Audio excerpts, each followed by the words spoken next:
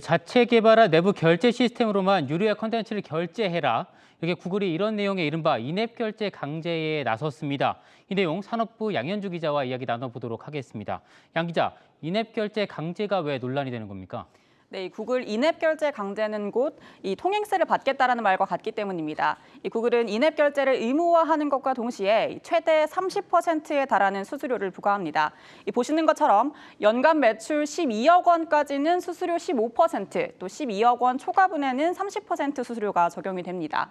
이전에는 앱에서 외부 결제 시스템을 연결하는 아웃링크 방식을 사용해서 이 수수료 부담을 낮췄는데요. 이 구글이 외부 결제 시스템을 쓰지 못하도록 하면서 이제 구글 플레이에서 콘텐츠를 제공하는 사업자들은 구글 내부 결제 시스템을 이용해야 하고 이에 따른 수수료를 부과해야 하는 구조가 된 겁니다.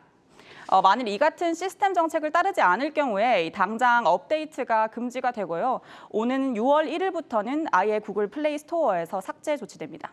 네, 인앱 결제 강제를 막겠다면서 지난해 국회가 이른바 구글 갑질 방지법을 통과시켰습니다. 이 왜 효과가 없는 겁니까? 사실 이 효과가 없다라는 거는 업계에서 이미 예상했다는 반응입니다. 지난해 구글과 애플 같은 앱마켓 사업자가 이 자체 결제 방식을 강제하지 못하도록 하는 구글 갑질 방지법을 세계 최초로 통과를 시켰지만 당시 법안이 모호해 우회책이 생길 수 있다는 우려가 많았습니다. 아니나 다를까 지난해 구글이 내놓은 이행안을 두고 꼼수 이행이라는 비판도 나왔는데요. 이 내용은 신용훈 기자가 정리했습니다. 앱마켓 구글 플레이에서 외부 결제 시스템을 사용하는 앱들은 4월 1일부터 업데이트가 안 되도록 하겠다. 그리고 6월부터는 외부 결제 앱을 구글 스토어에서 완전히 삭제하겠다. 구글이 4월 1일부터 시행하는 글로벌 인앱 결제 의무화 방침입니다. 정부가 인앱 결제 강제를 금지하는 개정 전기통신사업법, 이른바 구글 갑질 방지법이 3월 15일부터 시행됐지만 이에 아랑곳하지 않고 구글은 인앱 결제 의무화 방침을 고수하고 있습니다.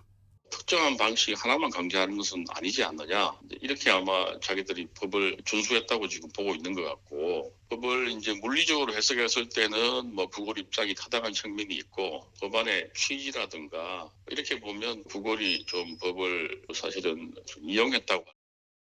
특정 결제 방식 강제 금지 행위 유형에는 콘텐츠 등록이나 갱신을 제한하거나 삭제하는 행위, 앱마켓의 이용을 제한하는 행위, 접근이나 사용 절차를 어렵게 하거나 불편하게 하는 행위 등 총 6가지 유형이 있습니다.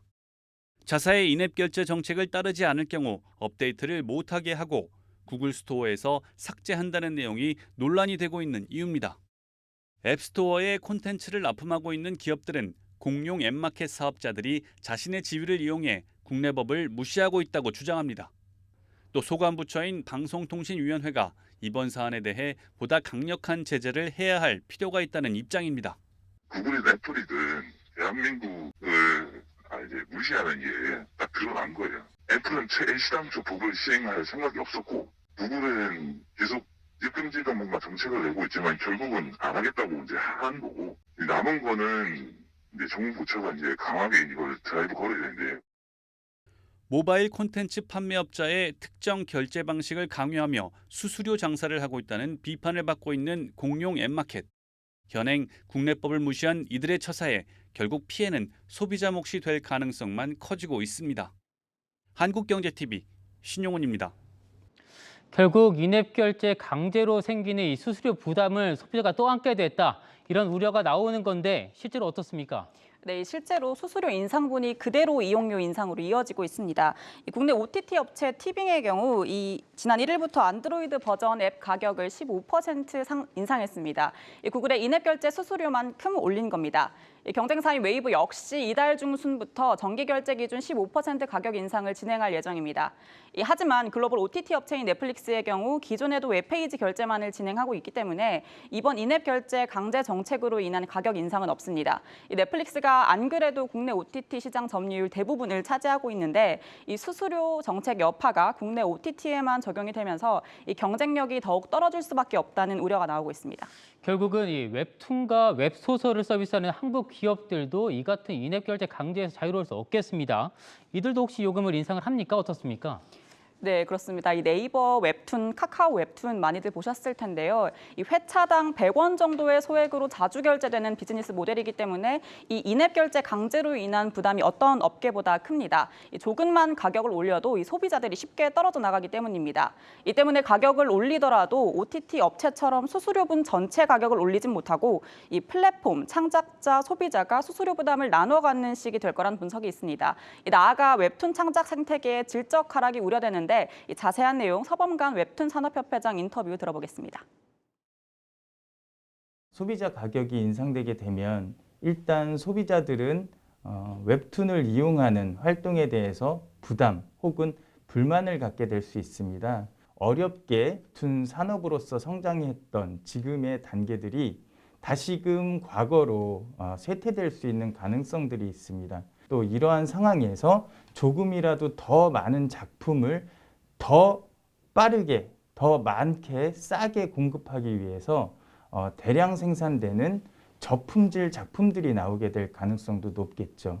이렇게 된다면 질적 하락, 그리고 또 콘텐츠의 경쟁력이 떨어지는 현상들을 만들어내게 될 것이기 때문에 만약에 이런 소비 활동에 대해서 부담이 되고 또 불만이 일어나게 된다면 실제로 불법 복제를 통해서 이용을 하겠다는 사람들이 많이 생길 수 있는 그런 걱정도 당연히 있습니다. 네, 결국은 이 컨텐츠 업계 전반으로 피해가 확장되는 모양새인데 뭐 대응 방안 뭐 나온 게 있습니까? 네, 일단 방송통신위원회가 이번 주 중으로 구글 정책의 법 위반 여부를 판단하고 발표할 예정입니다. 이 유권 해석 결과가 이 구글의 갑질을 막기 위해 충분하면 좋겠지만 만일 그렇지 못할 경우 웹툰 산업협회를 포함한 10개 창작자 협단체들이 소송도 불사하겠다는 입장입니다. 결국 이제 구글과 같은 글로벌 앱마켓 사업자가 이렇게 배짱 장사를 할 수 있는 이유, 높은 시장 점유율 때문일 텐데 이 한국 콘텐츠 사업자들이 구글이나 애플이 아니라 토종 앱마켓에 단체로 들어가는 방법, 뭐 이런 방법은 없습니까? 네, 이 말씀하신 것처럼 이 궁극적인 문제는 이 국내 시장에서 구글 플레이 스토어와 애플 앱마켓 두 업체가 차지하는 비중이 80%를 넘는 이 독과점 형태라는 겁니다. 이 컨텐츠 사업자들도 앵커가 말한 것처럼 이 전략을 충분히 논의를 하기도 했는데요. 하지만 원스토어 같은 토종 앱마켓의 경우 현재 글로벌 서비스를 하지 않고 있습니다. 이 연내 계획이 있긴 하지만 초창기이기 때문에 높은 사용률을 기록하기는 어렵겠죠. 지난해 10월 국내 CP사와 앱마켓 사업자가 상생 협약을 체결했지만 이 반년이 지난 지금 토종 앱마켓에 입점한 업체는 단 한 곳도 없는 이유이기도 합니다. 이 글로벌 OTT 업계도 이 같은 상황을 매우 잘 알고 있기 때문에 강제 정책을 벌일 수 있는 거죠. 네, 지금까지 양현주 기자였습니다.